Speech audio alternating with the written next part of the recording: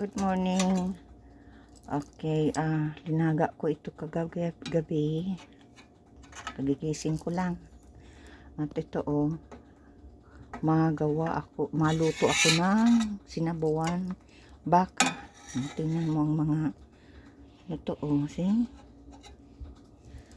Ang taba ng baka. Kaya linagay ko muna sa fridge. Linaga ko. Linaga ko na. Pagkatapos, linagay ko sa fridge. Para yung mga taba. Imagine na makain mo ito. At,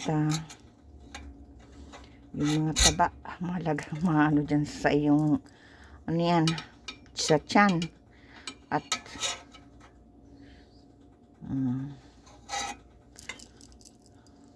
itong mga kolesterol, mga taba ng baka. Magawa ko ng sinabawang baka para maiba naman.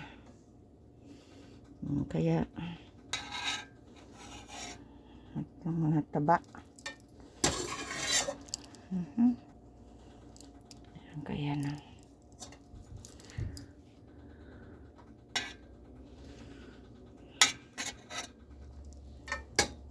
ayan, tingnan mo nakuha ko.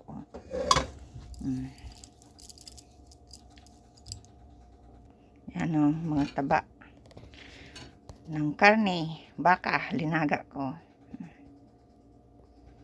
Okay, kaunti na lang. Okay, God bless everyone. Thank you sa panonood.